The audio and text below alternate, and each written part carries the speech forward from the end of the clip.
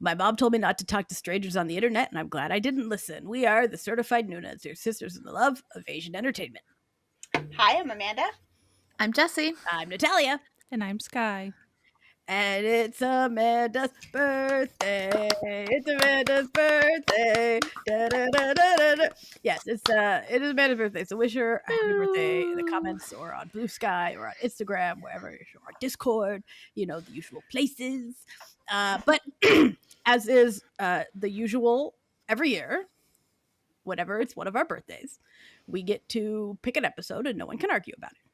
And that's how this works. And as an aside, yes, I am sick. Ignore it. Just go with it. We're just go with the flow.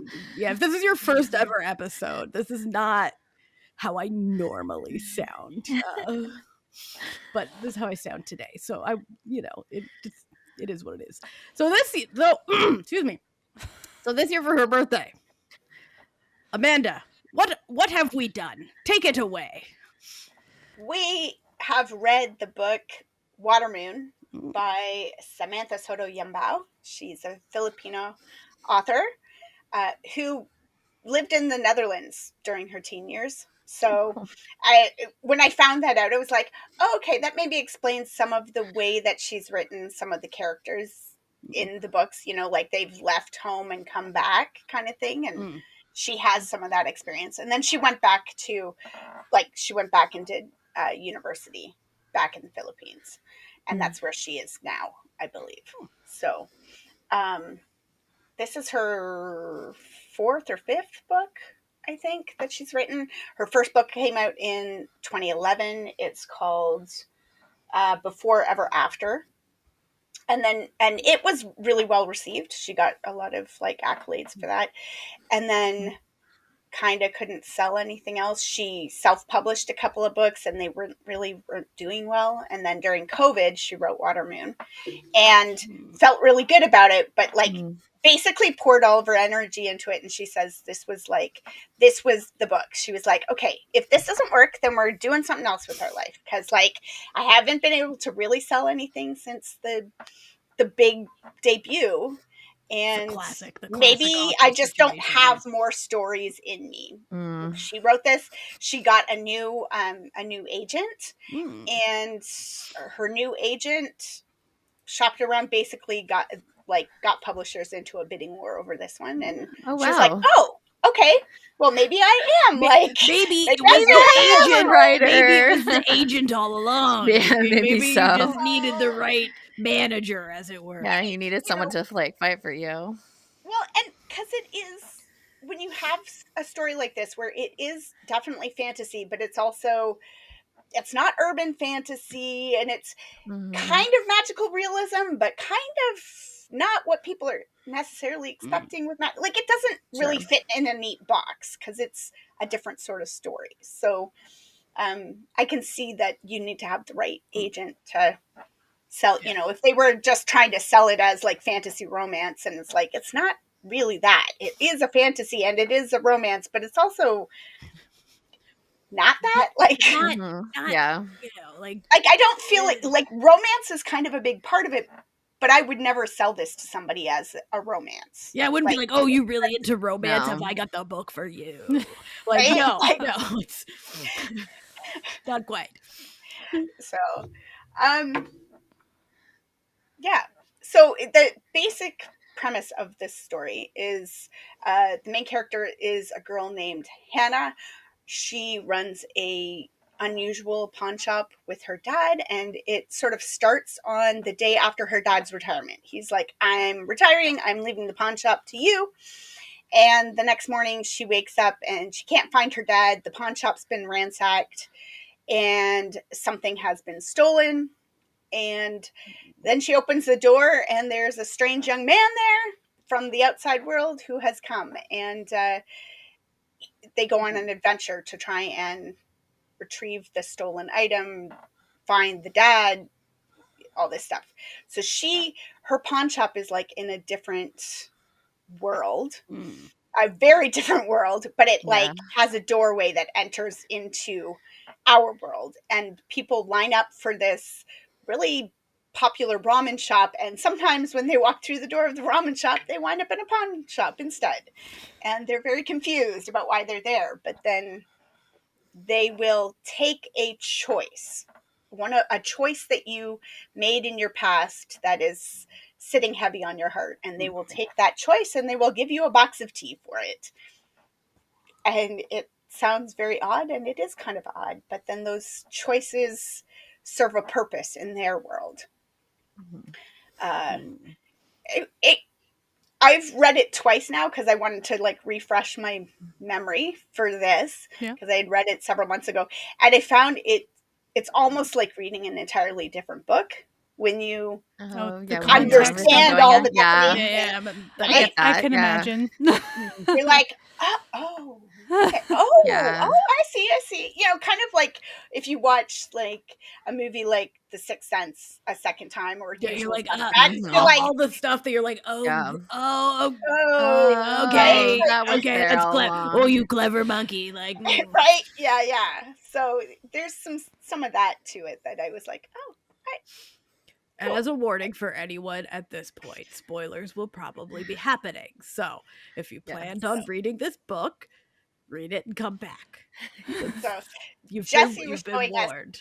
She's got the hardcover, and beautiful hardcover. It's so pretty, and the dust jacket design is like origami, which is part of the story. There's like origami as a thing in the story, and so is boats and the water and everything. And so look how you can like cool.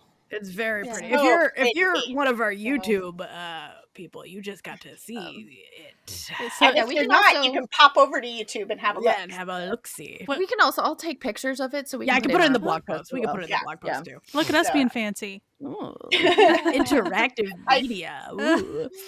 I checked out her like Instagram, and sort of recently the Korean version came out. It's got a really pretty cover too. Very different, but very pretty. So I think there's been a lot of different covers, but they're all very unique. They're pretty. Like I like it. I do love a good design moment, like when you can tell like that the publisher took a lot of effort into making a nice product. I do also like this one because I knew it was going to be a thing because there was a blurb when I was buying it. It was like the cover folds into an origami boat, and then so like during the story when I was reading, I was like, where does the origami boat like tie into this? Because it doesn't happen until like probably halfway like through the second half of the book. So that was kind of a fun thing. See, I love how well done that cover is, so that when you fold the origami, they're sitting together in the boat. Like you're like, that takes some thought and effort on the artist's perspective and everything, right? Like someone was getting fancy in AutoCAD, let me tell you. I kid. I read it in ebook, so I didn't get to. I did the audio. You can't origami the Kobo, unfortunately. You can try. I wouldn't want to. But... the audio narrator is quite good. She does a really good job with the voices and stuff without sounding forced. You know, like sometimes you get a narrator who's trying to do a man's voice, and it's like, and now I'm doing a man's voice, and you're like, I was like. I saw like a short video on like YouTube Shorts or something where someone was like, I can't take these male audiobook readers seriously because they can't talk like women. It's like women can at least make they'd make an attempt, but it's like so I'm glad to hear that it is a woman audio narrator. It's a woman does a good job, and she does a good job with like the side characters and stuff where you definitely know you're listening to somebody else talking, but she's not going all in on different caricatures. They're like you don't feel like, okay, and now it's old woman, and now it's old man, and now it's like it just it's a good one. It's a good one to listen to. So what did we all think of the novel? Well, so do we want to go like over the rest of the story first, or do we want to? Oh yeah, since we are doing spoilers. Since we're doing spoilers. Hey, people got warned. People got warned. Reiterating that we will for sure talk spoilers now. Yes. So leave now. Leave now. This is your last chance. We're kicking you out. We're not. Come back. Please come back. So yeah, so the sort of surprise thing of these choices is that basically they're a chunk of our, like, the person's soul, and then they're used to like animate babies basically in their world. It's kind of wild, very but like android-esque. Like in a different context, this would be a very cool cyberpunk novel. Yeah, You know what I mean? absolutely. or like a full-on horror. Like, Yeah. Oh, there are some absolutely. very it almost horrific kind of was. aspects. Like a Yeah. lot of it was kind of. It's It just, almost like, like a creeped cozy in. horror Yeah. or Yeah. something. 'cause Yeah, like, you weren't there's- expecting it, and then, like, all of a sudden she would explain something, you're like, oh. You're like, oh, that's kind of fucked up. Yeah, That's not it wasn't. okay. What are we doing? It wasn't ever like, oh, that's kind of wrong. It's like, oh, that's like Oh. dreadful. Everything you're talking about your world is really kind of terrible. You're Like, like, Yeah, I would not want to live here either. Like- Like, like Hannah's mother she did a terrible thing. She stole one of the choices from the back of when she was pregnant with Hannah, who is our main character. And so because they need people to run the world and stuff, they let her not be punished until her baby was born. And then basically her baby was born and they came and were like, now we're going to murder you. It's death penalty. You only get death penalty. Everything's bad. You get the death penalty. And it's like, wow, that's rough. yeah. but surprise, she actually didn't. They were like, no, we're going to do something worse. Make you hang out with children forever. Natalia can identify. No. I feel that. I understand. This but, truly is half purgatory. Cyborg, like no half soul cyborg, children. soulless children that are slowly turning into hell beasts. Like, that's fucked up. I mean, it would have been just fucked up if it was like, here's hundreds of children you have to watch every day.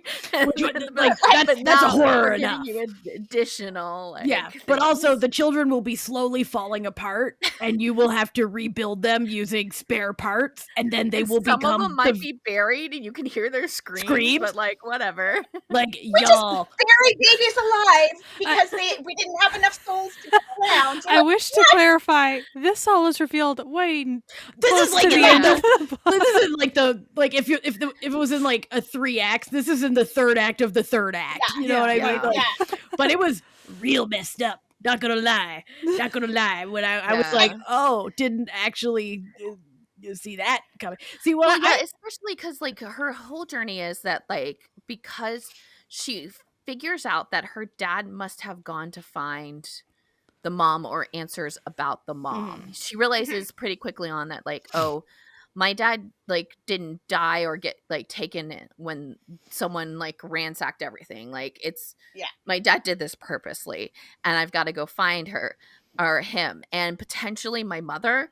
And like that's what makes this kind of like reveal like so like crazy, because it's a common trope to like do all this journey, and then when you get the journey, the like payoff isn't great, but you assume it in a way that like the mother would not know her, or like, you know, something like that. You're not assuming this whole children's cyborg thing going on. It just like catches you off, because it's like first it's like maybe that the mom just has no memories of her, which is like she was a baby, like literal little baby when she left. But like it just turns into something even more. So it's like even more of like an impact of that like what is going on, especially at like because she's been through so much during this journey to find her and her dad. Yeah, when they start talking about like, you know, children and all this, I was like, oh, don't be doing this. No, like children in horror are some of just like there's a reason why Children of the Corn has become such a part of, you know, the horror cultural narrative. It's just like creepy children. And it's funny because nothing in the description of the book, like nothing in the blurb gives that away. Nothing in the cover. I mean, the cover is very pretty, dreamlike and green and dreamlike. Nothing about it gives you this sense that you are going to get into some pretty nasty stuff. There's some scary stuff going on in this world, and Like, you would expect the cover to maybe reflect that a little bit more, like Mhm. have that thing that sometimes they do where like the front cover is very dreamlike, but it kind of turns nightmarish on the back or something. Because there's a lot of, they're living in basically a fascist, this dream world is like a fascist world with these like evil creatures, but at the same time, are they evil because they're evil, or are they evil because you buried them alive when they were babies? Yeah. Like, Yeah. you know, Yeah, and they can't die. like that's it to me. When I was rereading it, I thought it kind of reminds me of the way that orphans are treated in Asian dramas when we see it, right? Like Mhm. they're terrible. They're terrible people because they didn't have parents. And you're like, are they terrible because they didn't have parents, or are they Or- terrible because you treated them terribly Terribly because because they they didn't didn't have have They parents? grew up It's a Right? it's a being- self-fulfilling prophecy at Yeah. this point. I will Yeah. say when what I thought was going to happen, I like when books don't go the way that I think they're going to go. So what I thought was going to happen is that the mom got sent to the real world to like Yeah. live in regret That's and what die. I assumed. Because I was Especially like, Yeah. that the would way be, that they you know, were talking poetic, about it. right? Because I don't know, like if it was just like me not interpreting things, but they kept on like making it sound like if you stepped out the door, you would die, and I Yeah. think, and I thought that's what And happened. at one point, like the guy, he said that's basically what he says. Okay, he's um, like, have you ever seen somebody step out and die? Or is this just something they tell you to keep you from stepping out the door? Yeah, I like there kind was of learned like, there was a lot hints of that it. through the Yeah. whole. yeah. Yeah, but So I there was was also like- hints that it was like wrong, and I don't know if it was like intentional or if it just like they put in and they didn't really care about the kind of like referring back, because like she would talk, Right. especially when there's a whole thing that like she is something like magic wise is with her, that so when she gets wet she glows, Yeah. and she talks about sticking her hand outside the window when it was raining, so therefore she was sticking her hand outside the window To the real world. into the human world. So I was like, oh, okay, maybe that's like a thing. So but then also could be that like it just was little hints of like what her father and everything around this world was telling her was actually wrong, and like Yeah. it didn't mean that she was going to die. It was just to keep her in, especially because in her position, like all the other kind of people in this world had jobs and places in their world. She was kind of Yeah. the one that was On the like the border. closest to being Mhm. on the border and also talking to like humans, like earth Yeah. humans. When I had told the ladies that this was the book I wanted to do, one of the things I had said was that vibe wise, it was kind of reminding me of M.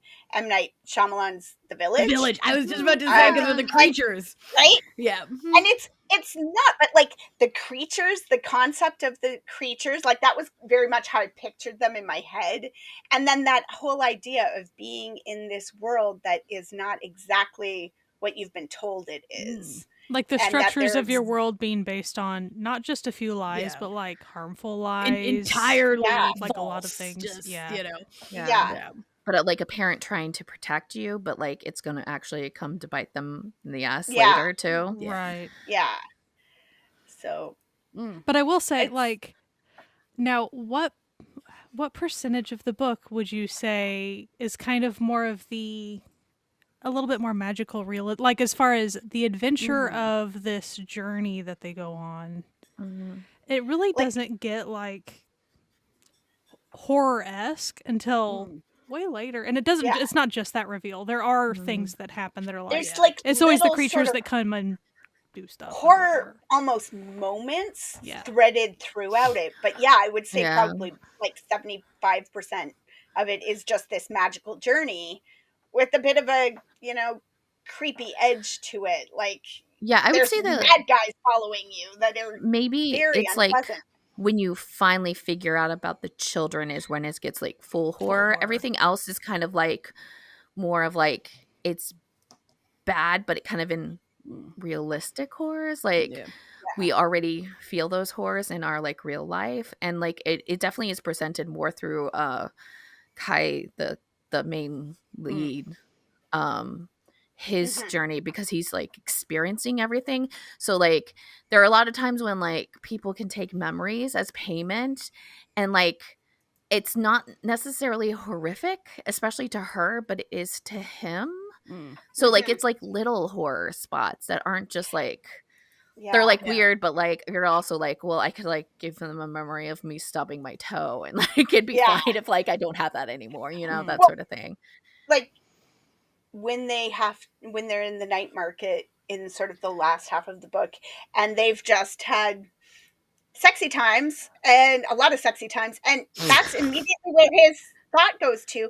If you give them this memory and they're talking about, oh well, you know, it's just fun to experience other people's memories, and that's immediately his thought. He's like thinking like, no, that's like you want to make porn out of our moment, and that's weird and creepy. And you're like, yeah, it is weird and creepy. Like we shouldn't be selling people's good memories. That's weird. But like, don't worry, we won't take it from you. We'll just make a copy and then share it to anybody we want to. Like, you know, I don't know, man. I don't know. Memories as well, so everybody gets to like look at them, or even just we can all like, stare together. You know, the aspect of like all the people in this sort of dream world, the magical world, have their entire life tattooed onto them. Their future is tattooed onto their bodies.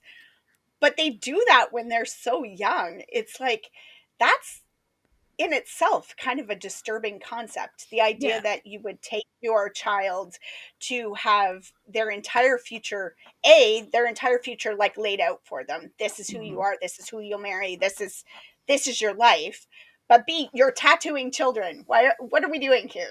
Like that's it's sort of like a predeterminism where it's like since they steal other like choices from the human world, no one in their world has the ability to make any of their own. Yeah, and it's a way to, but it's also a way to just keep the world existing and controlled, and to keep this society going that should not exist.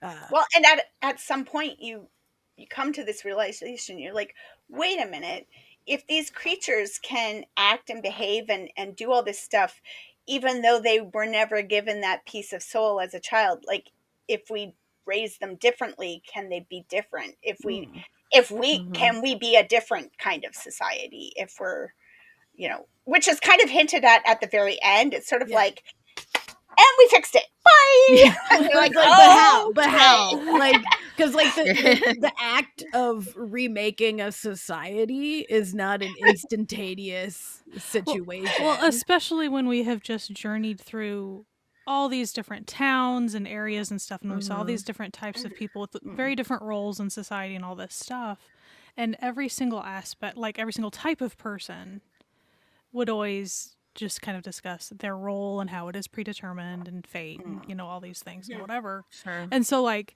it's hammered in pretty hard that like, how are you gonna fix that? Like it's not just a bing bang boom, everyone's fixed. Like that's not gonna be. Especially when you have like magic involved and everybody is almost in different magic themselves. Like you have Haruko, right? That's his name. That like is the origami. He paper folds and origami. But then you have other people whose magic is that they stay at a bus stop for their entire lives potentially. Like there's like there's a lot kind of drasticness to it. So like there's not even like a way to, even if like in the perfect world, like fix everything, because like they're so drastically different in their like worlds too that it like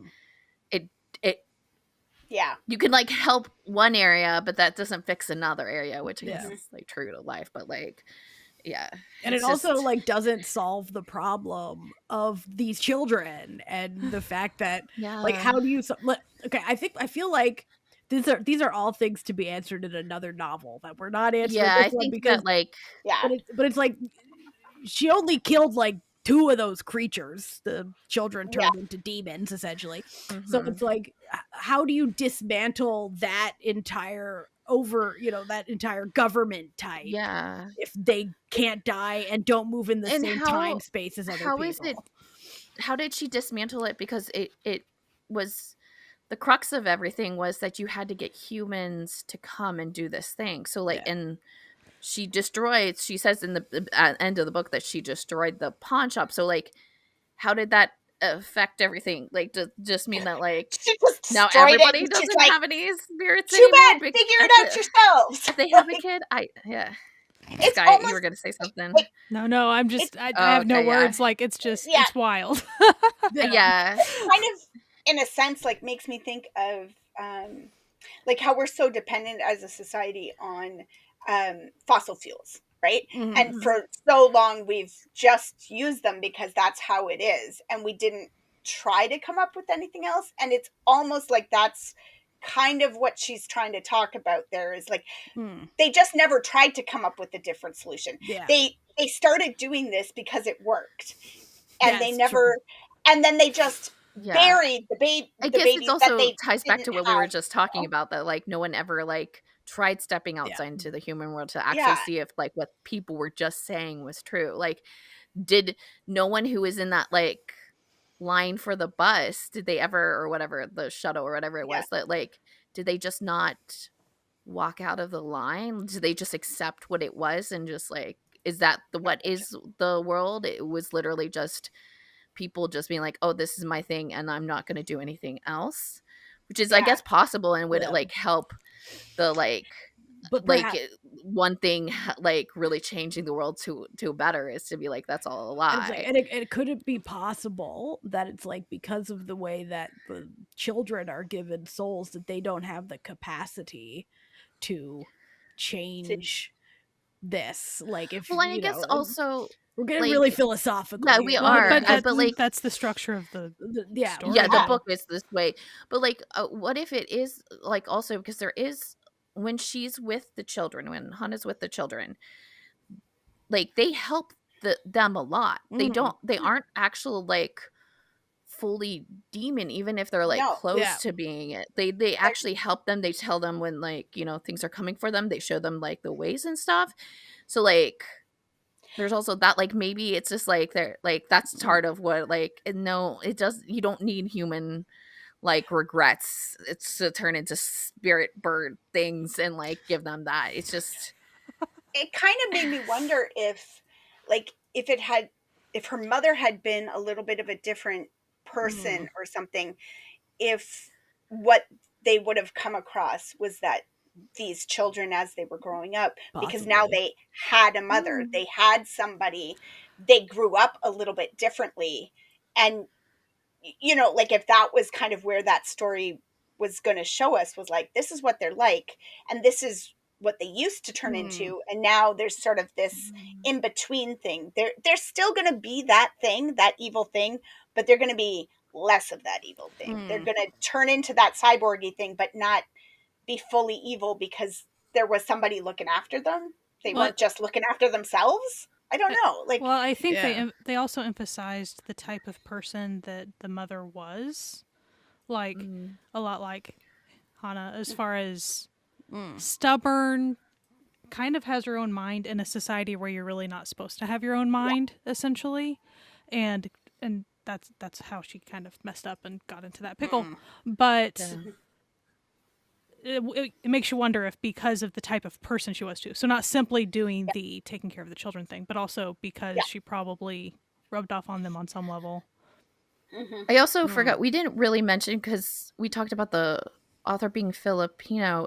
This is set in Japan. Yeah. So some of our like unanswered things may be just like culturally and mythologically be tied to Japanese folklore and just written word that we're not like kind of like understanding in terms, just because it's not of our culture and we didn't like go research this like fully. So I wonder like if some of that is like someone who is Japanese would be like, oh yeah, because this is like this parable or whatever, and you're like, oh okay, now I get it. Right. Or even some Filipino stuff, like there might be some that's true, Filipino, absolutely, like mythology that's worked into that if you were from either of those backgrounds or countries, you might experience this book differently than we necessarily do. Yeah. Mhm. I will say it was hard for me to figure out if certain characters were actually living or dead. I just kind of got to the point that I was just kind of accepting that they were talking and standing And then there. all of a so sudden I just- there were actual ghosts in the world, and you're like, Right. oh, Yeah. I see. Yeah. yeah. When they go to stay at the onsen, and she's like, and okay, yeah, we'll stay at your place, and he's like, this is weird, and she's like, yeah, they're dead. They're They're dead. Don't worry about it. Yeah. They're just, Yeah. listen, She we're should've just just fine. we're just living in their memory, and it's like Those what? glasses were also like a huge thing, but like also not a huge thing. Yeah. Like the glasses that like her mother's glasses that could see things. And it's like they, unless I'm like forgetting, they didn't talk about why her mom needed those glasses, right? No. Like, No. so And her like, dad had a pair too. Like, So maybe it's they were almost just like like they needed them for in but the like they pawn didn't talk shop about or like anybody something, else like, had them. Yeah, so like, so No. it must have been just like a pawn shop. and like, why didn't she tool. just give it to him the entire time so she so he what's could going see what he was on? looking. I don't know. He was. mysteries? That You know. is one thing that I like about the way the book is written, because he's from our world or the outside world. As we're going through, it makes sense when she explains something for us, but she's explaining it to him because he doesn't know what he's looking at, and neither do we. So like, it's Yeah, kind of that's nice true. because you're going through the journey alongside somebody else who is also experiencing all of this for the first time. But it is really funny sometimes the way that she would just, especially in the audiobook, her voice would just, the narrator really understood the assignment. She was just like, no, like, of course it's like this. And he's like, no, not of course. You're like, actually, it's very different where we come from. Well, Like, it's also just like funny because it presented itself in little things like seashells, like conch shells, and things like, oh, so you can hear the ocean. And he's like, she's like, oh, that's what it sounds like in your world. that's cute. You know? There's somewhere, and there's like the statues, and they moved. He goes, that statue just moved, and she's like, of course it did. Yeah, it's duh. a statue. And he's like, that's not what they do. Like, unless they're a man painted silver on a pier, they don't normally be moving. Yeah. You know what I mean? Like, I will say that like part of it like threw me off in terms of her characterization, because like I one of the things I didn't like about the book is that like I never felt she actually cared for either of the guys. Like, yeah, same. it just Yeah. never come across, and I don't know if it's because of the way that everybody is in the world, except she was very like, she talked a lot about how her father really loved her mom, and her mom loved the father, but they were also in a Arranged contract marriage. But arrangement. technically, we only actually know that the father loved the mother because she That's never true. got. She Yeah, never she got never got anything to from say- the mother's side. Yeah. Mhm. And like, so it's just like, it was hard, and like, and also I didn't know if the author was purposely making her in this like gray area because she wanted you to think that she was going to turn on the guy at any moment. Yeah. Yeah, it felt like she wasn't as committed to his whole deal, Which as Yeah. he was. understandable, because her whole thing was she needed to find her dad. Like, He's just an accessory to that. yeah, And it's just I like, get that. But then listen, there were also times I was like, well, maybe we are supposed to think that she's in love with him more than it's giving off in the book. Okay, both times that I read it, I was like, okay, and he's got his mouth on her boob now. Well, all right. I didn't know we were that far in this relationship, but I listen, guess we you know, are. the impending death makes strange Yeah. bedfellows. Yeah, I guess as she's it were. just like, She's like, listen, whatever. I got one life to, I got some time to try some stuff out that I wouldn't otherwise get to do. Like, I get it. I get It's it. here the opportunity presented itself, I guess. Listen, the guy that she's supposed to marry knows that she ain't into it. I know, like, it's so he's sad. like- I feel so sad for He him. seems so sweet. He was so sweet and Second kind. male lead, but that's, it's the like- saddest second male Like, lead not ever. only does, like, he know she doesn't like him and probably never will, and that this is the world's most ultimate arranged marriage.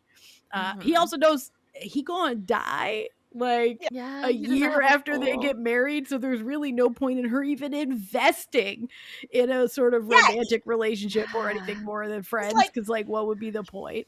And two, the three, the weirdest part he's technically also her dad.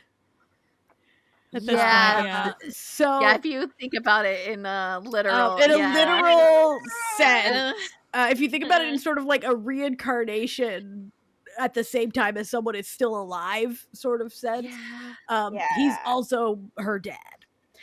So I get why she ain't into him, but it was very nice and very sweet. It was nice. I will say that, like, I do like that, like, he, out of like pretty much everyone, got the job that he loved and he really liked doing.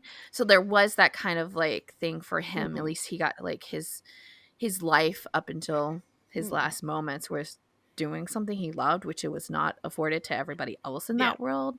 So that was like kind of the payoff, but I still was so sad for him. I was like, oh, okay, I wish you could find a girl in your world who like lived near you, maybe at the museum or something. Like, The other thing is his character really highlighted the fact that in this world you're sort of told that you cannot make choices, like everything is predestined. But he very distinctly continues to make choices. His entire arc is him making choices that he's not supposed to make. So it was all fiction. This like predestination was just the only reason people were going along was because they were told you have to do everything on your skin. It's what you're it's so hard too, since it relates back to her dad though, like as far as like, so his ability to make choices, like is that reflective of her dad's soul stuff, or but like, also not? like her dad also had all the stuff on his skin and he still managed to make choices. So that's true. And it's the also punishment like, wasn't that she stole a choice. The punishment was that she made one, because you're not supposed to make your own choices, is how I was reading it. and it's also like, is he also doing like a lot of his choices were done because he felt he needed to pay it because of he got this other chance, like too, like, so like there's also that like going on with them. There's a lot of soul debt type stuff involved. Souls and memories are really like big in this. And sometimes characters are doing things before you know, like, why are they doing that, and then a few chapters later it's like, oh, there's their debt thing. They finally came out and said what we're talking about here, and which I liked the slow reveal of pretty much everything. I enjoyed being in the dark most of the time. I thought that was fun. Yeah, because it made the reveal more impactful, that much more interesting and impactful. But it's like you were following what's his face Kai's like journey is in this too. You're like finding it out when he finds out. And he's like, oh, okay, this is how you're supposed to get to that one place. Okay, and then I have to just keep running or I'll fall. Okay.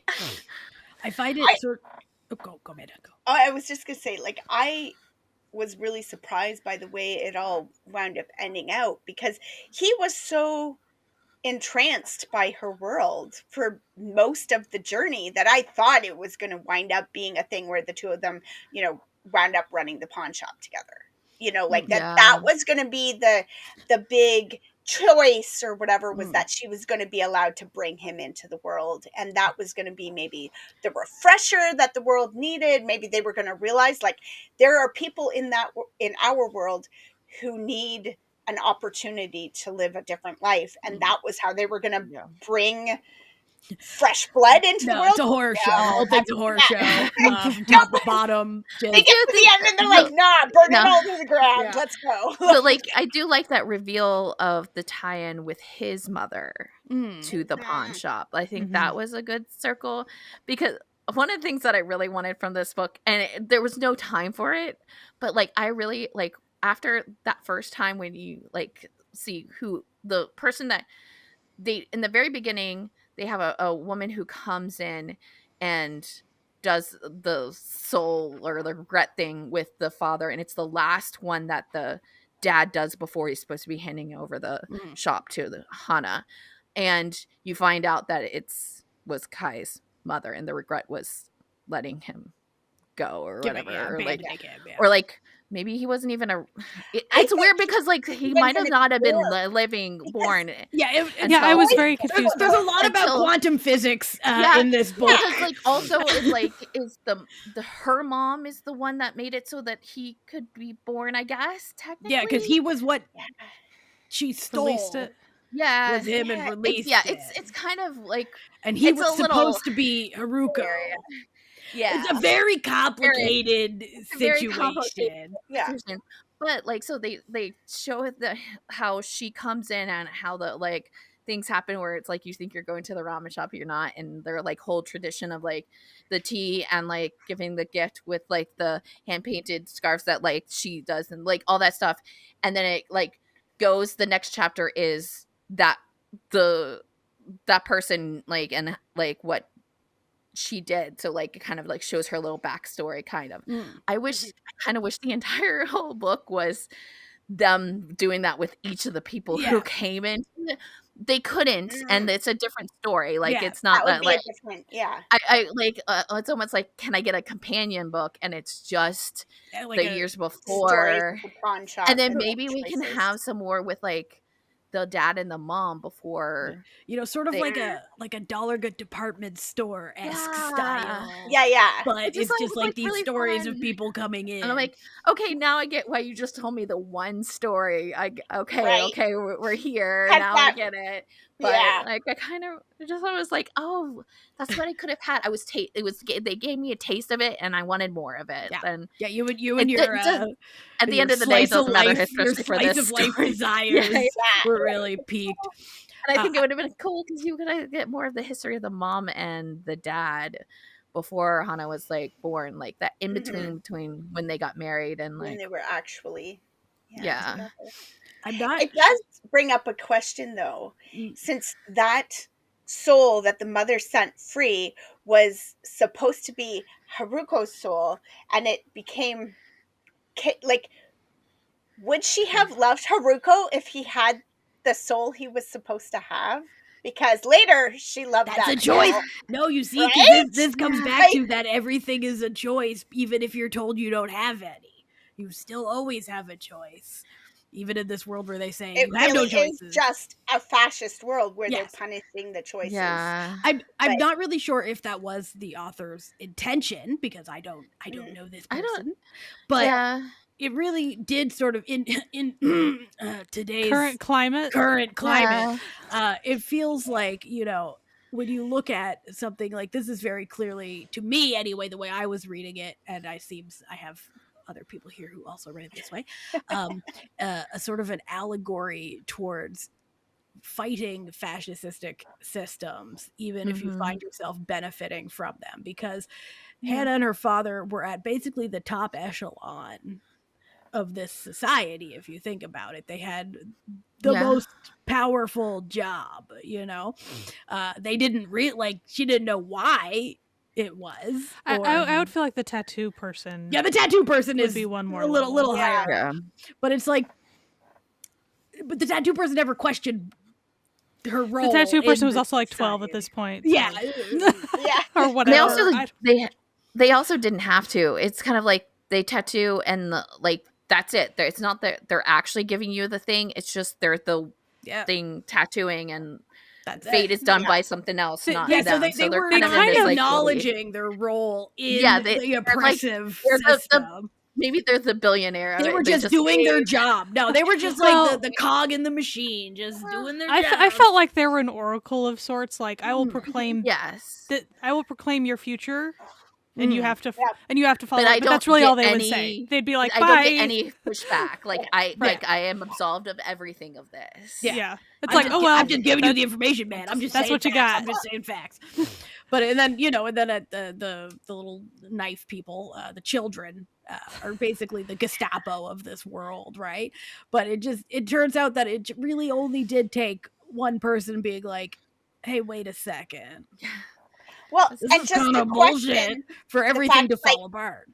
you get these tattoos, and like some of the tattoos are very specific, but like some of the stuff that she's describing that she has on her is just a picture of something, and you're like, just It could like with mean any anything. oracles or psychic, anything, it Yeah. could be interpreted different ways. Well, also So you're she making specifically choices. said that like if you die before it, you die before it. Like it doesn't matter. Like Yeah. you could be tied to someone, but like maybe you die before it, and that's not that doesn't that's like it's the like, fate so that's this is not. more suggestions than Yeah. Well, definites, you it know, goes like back these to are like maybe options. these are like glaring are obvious things where the author possibilities. was like, this world sucks, and like everybody's just saying that it's one thing when really it doesn't have to be. Almost But like like they're also being like lied to by the government. well, yeah, and like we can also say it's like a lot of like it's constantly, even for the human in this story, it's parents or parental figures failing their children Yeah. constantly. Like Constantly. it, like even like though her mother was different, she still did something while she was pregnant with her that like caused her not to be around. Yeah. Like she did a personal choice that like whether we can say it's good or not, because it started, questioning everything, even though it took 20 years to get there. But like like that like is a thing. His mother like did something, like the father does something, the parents of Haruko's like did stuff. Like there's a lot of like There's just like or like the first, maybe like we can even say like the first person who stood in line at the bus stop failed all the generations behind them, or like well, and just all the parents who never stood up to the bad guy, like when yeah, they came to take their child, their soulless Their child, yeah, they defective just they didn't didn't children. fight back, right? Because well, they could kill me. Well, okay, but what do you think they're doing with your child, right? Like yeah. if And then like that everybody had stepped up and said, no, you librarian, can't take my baby, then yeah, they would have had to come up with something else to that do, because they weren't going librarian to kill knew about it too, everybody, and she was like, I'm right? just gonna keep it to my grave because nobody else should see that. And you're like, no, No, everybody should see actually, that I for think themselves. Like, what are everyone you should be talking seeing these about? horrors. Like, what do you mean? So, to reflect the like fascist society thing, it really does show how everyone that participates in the society kind of willingly gives over their power even before it's really asked of them. So like just Absolutely. like the tattoo thing. So it's Yeah. again, it's not like this at the time 12-ish-year-old tattoo artist really has any like magical power to like punish somebody. Like they don't have Yeah. that power, No. right?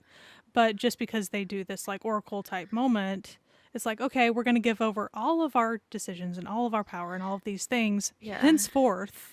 And Yeah. then that's just the way it's going to be. And they It's always like- do it in like a way that they're like, but we're trading. You give me this memory and I'll give you something else for it. Yeah. Like, Well, see, Yeah. it's trade. just- It's it's the allegory of like Yeah. trading liberty for security, but it's like Mhm. really at the end of the day, you have neither. yeah. Incredible how. And also, you fascism two could works have like that. just did something for each other and not like traded something that big too. Like, Yeah, you like- could have worked together. Like if you want to share a memory, share a memory. You don't. Yeah. It doesn't have to be reciprocal. Yeah. Yeah. That's what I Yeah. think.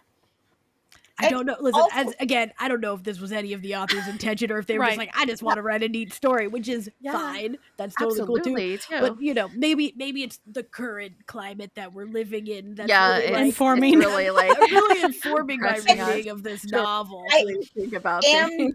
curious, like knowing that our experience in North America during the COVID lockdowns and stuff was different, very different from what some other countries experienced. Like Yeah.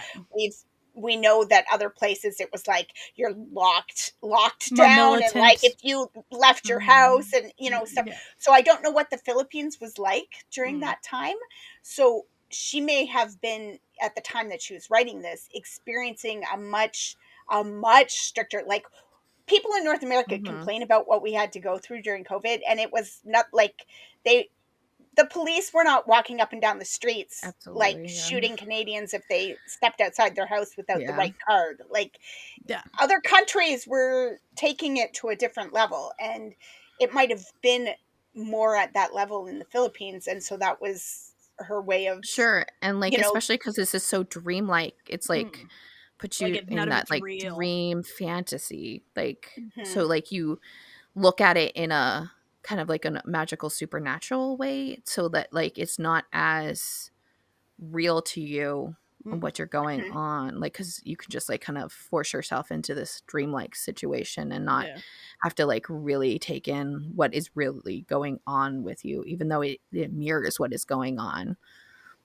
Yeah. You know what, Miss Sotto Yambao, if you want to like elucidate us, just let us Yeah, know. I would we will love have that. a Oh my follow-up God. episode with you to come talk to us about your it. That would be brain. super fun. I would love to pick your Let brain. us, You let us can be know. like, Contact us. You know. thought of all this. I just really wanted this, and I'll be like, fair. You could have Yeah, had right. the like simplest intentions with this, and I'd be like, We would fair. love to do a follow-up chatting about Right? Like, because about even the if writing of this book. even if it is, I just really wanted origami boats. Awesome. That is Listen, sweet. we're cool with Right? that. Like if you listen to us and they're like, "What the hell are these women talking They're on about?" something. Like, listen, we're Like, very what? much, anti-fascism pilled over here at the Noonas. So like, it could just be us just Yeah, being our like, experiences are really like hindering our like, interpretation You know what? of this book. That's the sign of good art, right? Good art makes you true. think You- things. It makes makes you you talk. reflect. It makes That's one of the things that like John Green, the author, he always talks about. He's like, once the book is written, it's not mine anymore. So like people's interpretations,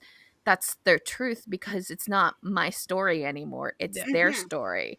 And I've always like found that like a fascinating like thought about like, yeah, like there is it, like you can like think of it logically and be like, no, I want what the author thought of like when they wrote it. But like sometimes like you also put in the like things in your written word that you didn't intend to.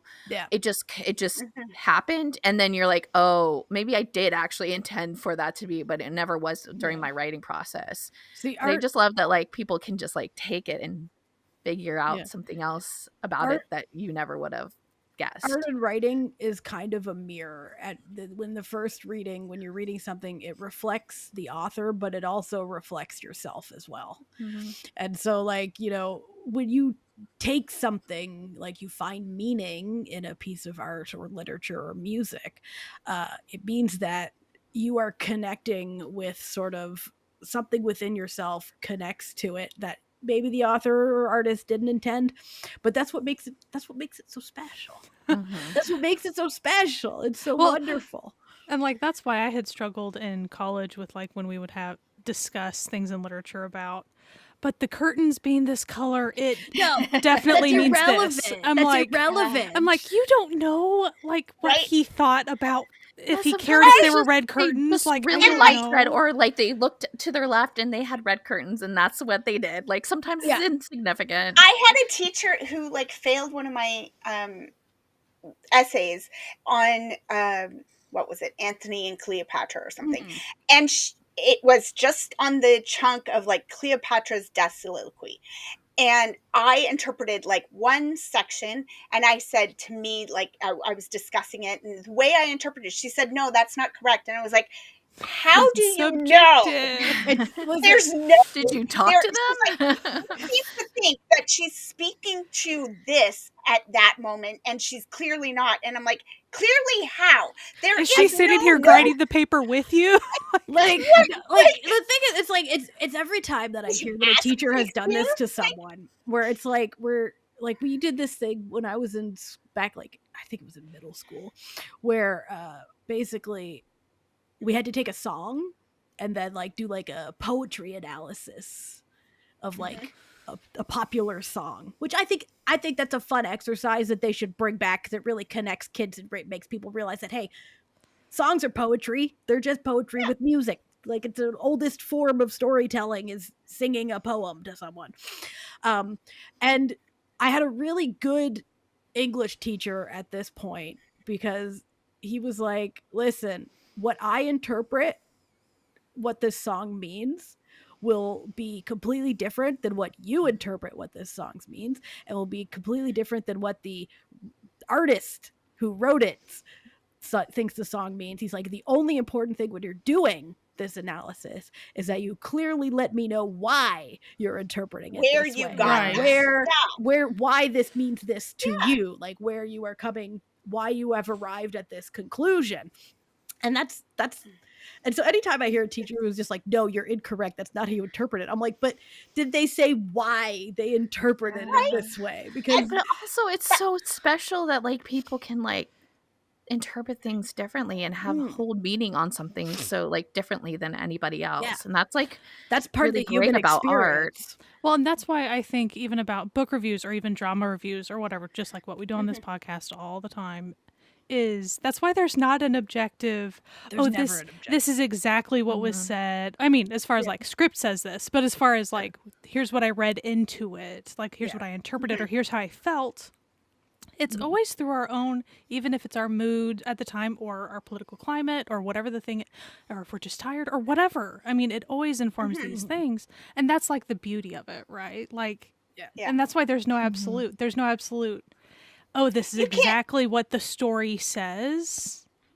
I mean, unless it is just the text, yes. But then aside from that, you can't tell me between the lines what's happening. Well, I imagine there are some people who are listening to us right now who did go read the book or have read the book who are like, I didn't get any of that out of it. I just thought it was a cute sort of fantasy romance. And fine, that's great. Valid. Awesome. That's awesome, right? I'm glad you enjoyed yourself. That same person. That's all we care about at the same day. That you read something and enjoyed it. Right. Yeah. And they might go, okay, now I'm curious. I'm going to go read it again And see if I through can. the Noonas lens, right? Yeah. And see if I pick out these different things that, you know, and maybe you still come away and go, no, I still think you guys are on crack. And maybe That's you fine. go, okay, there Maybe. is a different way that you can interpret this. And I think that's cool. Like when I was in school and I had that teacher, I was like, okay, I'm done. I went to school to be an English major and I was like, I can't. Yeah, it's why I pieced out from literature in college. Like I was like, Right? nope, I'm not playing that game. I took a classic literature course the same year because you could put it towards your English, and I went and switched to classics because everything is thousands of years old. They're like, no, we need every fresh interpretation. Yeah. Anything you got. Give us anything. Anything you got. We want something new. We want something unique. Okay. So No, was I like, always yeah, just sort of like think of it this way, that sort of like my mother, this is very interesting. My mother saw the original Star Wars in theaters. Uh-huh. And the way that an adult in 1977 watching the movie Star Wars A New Hope in theaters would interpret it would be vastly different from an adult in 2025 watching Star Wars A New Hope for the first time. It would be you would bring so much different, and I'm thinking just using Star Wars because we all know Star Wars, and also it's a relatively simple fantasy sci-fi story, right? Sure. A little simpler than the fantasy sci-fi story we were presented in this novel. So it's like, but the way that what someone would take from it would be wildly different if you just lived through the Vietnam War and would then if you're living right now. But also to simplify it, like someone watching it in theaters the opening day in one American state versus another American state would also be someone in Texas and someone in Massachusetts would be reading very different things from watching Star Wars. And just the way that the world, like you were saying, the world changes and stuff, but also the way those things like build on each other in the world, right? So like I saw a guy from some podcast talking about these two guys talking about what a garbage movie Princess Bride was. And the woman who was there walked out of the room. She was like, no, I can't. I can't actually. I'm not going to do this. I truly believe that if someone took the time and effort and money to make a movie, which is a labor, okay? They're labor intensive process. No matter, listen, even Neil Breen movies, which if you're in the know, they're not good, but you can still derive something from them. There's nothing that's just truly garbage. There's always something, even if what you derive from it is, wow, the people making this are a bunch of bigots, you've derived meaning from it. Well, yeah, like, and there's also something, even if you hate it, like, you can talk about it in a way that, like, describes why instead of just, I hate it. Well, like, and that this guy talking about, as he started to explain it, I was like, okay, I get what you're saying. Your experience of it was not my experience of it, you know, because he only experienced it for the first time now in this day, right? And his experience when you're a 9-year-old girl watching The Princess Bride, let me tell you. I know every single I knew everything going in because I'd seen the parodies, I'd seen everything, everything. And so the girl is going, so what you're saying is it's actually an incredibly good movie that has been turned into memes meme. and class, like Mhm. everything. Because it was so good, it is just a part of culture now. It's like when I saw Casablanca for the first time, it was like 50-year-old movie. And every single line in Casablanca is a cliche now. Yeah. Every 'Cause single it line. That made doesn't it. mean Casablanca was a bad movie. It means that every single thing First from it, one every scene, has become everything part has of been, the cultural milieu. Yeah. Yeah. And so bring it to like a K-drama thing. Boys Over Flowers. Everyone likes to, shit on it. You can't tell me that show didn't change the K-drama like landscape. Even if you don't like it. Especially in the international. Yep. Yeah. Well, I just think that all of us independently or on a greater scale, just culturally, we get reverse informed about this stuff. So, like on a personal note, there's a lot of shows from like the 80s and 90s and stuff that I didn't get to watch. And so when I go back and watch this stuff, the stuff that like you gals maybe watched when you were younger, and so you experienced it in the moment with the hype, with the fun, with the age appropriate moment to watch it. And so then when I go, I've been so reverse informed with so many like I usually have so much cultural backdrop of it that it's hard for me to like even approach it on a personal level at that point. Right. And so, but I think it doesn't even always have to be the greater cultural thing. It can even be from one day to the next, you yourself change. So the way you interact with a book or a show or a movie or whatever is going to change as you develop as a person or whatever your mindset is. And I think that's great. I think it's awesome. Yeah. And that's why I love story, because it is so open to interpretation. That's what makes it awesome.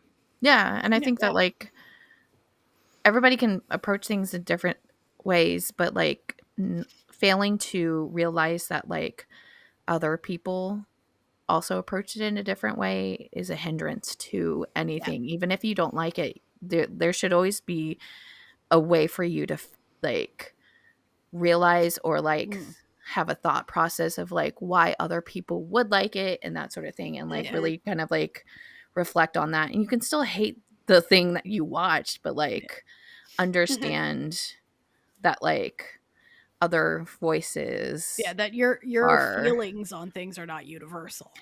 I like to sort of encourage people to try to approach things not with a this was good and this was bad, but from a this resonated with me and this didn't resonate with me. Or did sometimes it's did I just have fun? Did I have fun? Like or did I feel something? Or did I So it's like be entertained? If you watch something and you really don't like it, you don't have to go and say, oh, that was bad. You say, that wasn't for me. No. And that's just because there will be someone it is for, else it wouldn't have gotten made. The exception being AI crap. Oh, no, that's made for no one. That's made for no one. And like if it's like personally attacking you because of like something else, like if it's actually bad, then absolutely. We're sort of operating on the like the only thing you don't we're have also to putting this on tolerate the is internet, intolerance. so we have to be very literal about it. We're very anti-AI over here. I just want to be straight up because I don't want. But you said. No, like no. Listen, every rule has an exception. Okay, art. like when we say art, we mean art made by people. Art, not slop. We are literally, if there are no more AI haters, we have left this earth. All right, like if there's no more to be found, we are gone. I had someone, I'm not gonna say who, I'm not calling out people, who tried to use the old like, oh, it's the wave of the future, like you gotta get. I'm like, no, I'm gonna be Luddite about this, bitch. This is a labor issue. This is an art issue. This is this is an environmental issue. No, it's already proven to be a health issue, a mental health issue. A mental health it's causing psychosis. A physical health issue because they're trying to put it into hospitals and stuff, and that's also like the communities that are affected by the use of the water and the power, and they're usually in minority neighborhoods. Usually like all the time because. And then on personal levels, if you don't really give a shit about other people, which is a bizarre choice to take if you're listening to us, because I feel like we're very much we give a shit about other people here on the Noonas. You would have already kicked off. It makes you stupider. Using it makes you dumber. It erodes away your brain, dude. It literally it destroys your brain and lies to you and makes up stuff. Okay. So it's like just on like a straight level, it's like not good. It's not accurate. Like it's not accurate. It's not like actually doing it's just bad. It's not even good at what it says it's going to do. It steals from authors. Listen, it steals from authors. It promotes fascism. It's terrible. Okay. Do you really want to give the worst little white boys you've ever seen power over you? They're all a bunch of fucking little weasels. It's so much better to actually just interact with art in books like this, where it's like, oh, an actual author, and an actual audiobook narrator who's a real person. Like it's nice to see. I love scrungly art. Like, listen, every time someone's like, "Oh, I can't do art, I'm bad," then be bad. It's fine. I would listen. I operate under that. You know that that meme that was like how artists see their art, and it's someone putting like a small cake on a table, and they're like, "Oh, my cake doesn't look as good as the other cake," and then it's like how everyone else sees art, and they're like, "Oh, sick, 2 cakes." That's that's it. If your art is bad, I would like to see it. I would much rather see a fucking stick figure.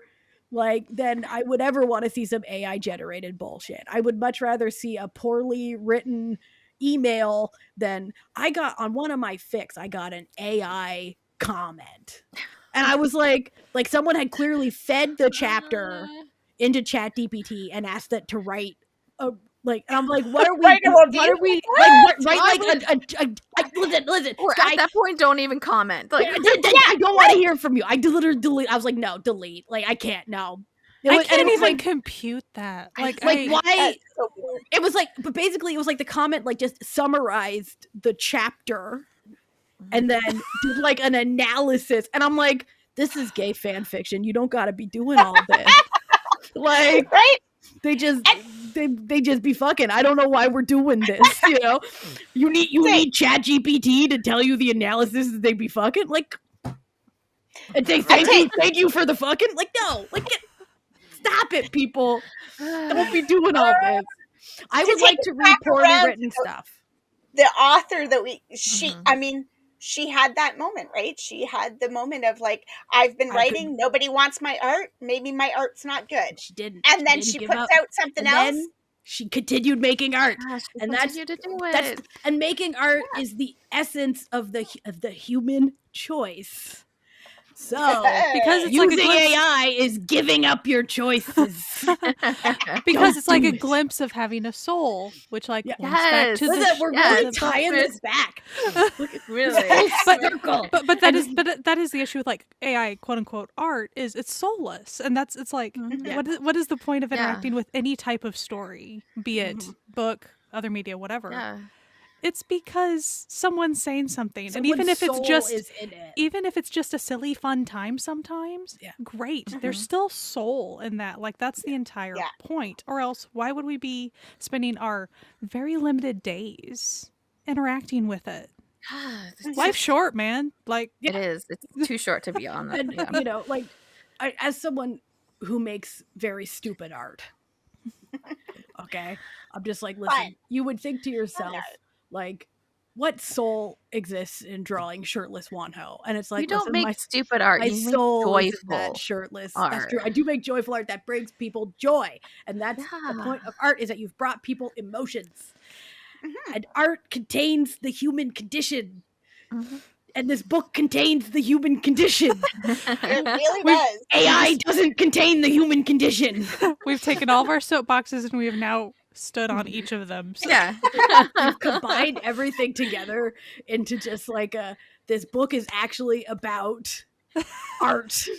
Somehow, we really went in for Amanda's birthday. Yeah, we went on like a really wild journey with this one this week. We did a wild journey, and then we took you on a wild journey as we discussed the wild journey. Parallels. Look at us. We're making connections. Are we booktubers now? Is this what happens? We will turn into a book podcast. No, we're not. We're not going to be turning into a book.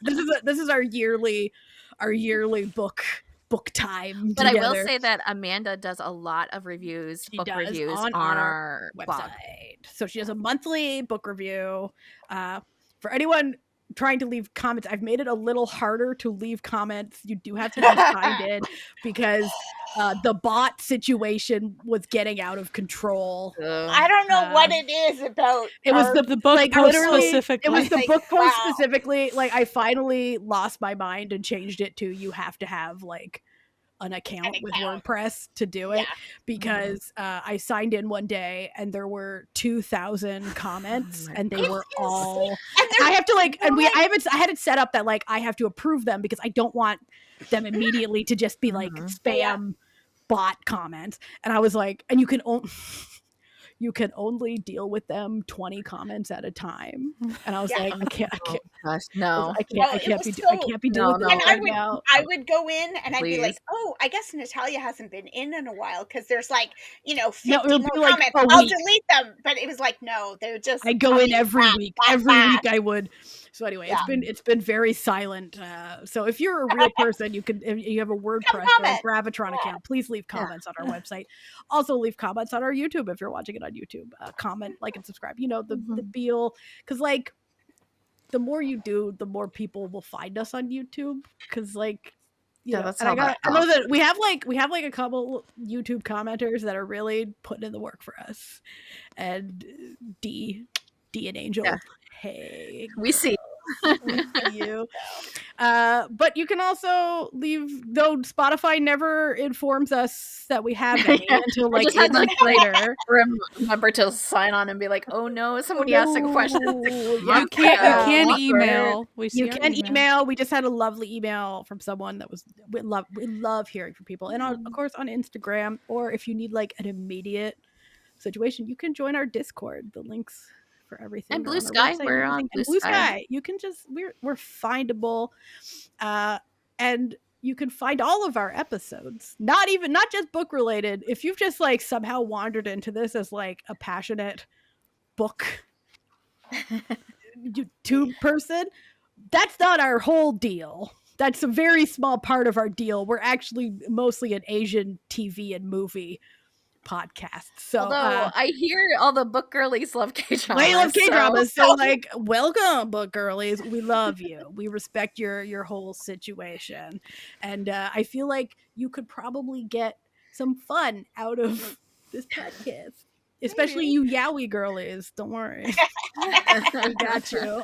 Anyway, so you can listen to us wherever podcasts can be found. Also, obviously, YouTube, as we said. And on all of our episodes are on our website, certifiednoonas.com, where we link to everything.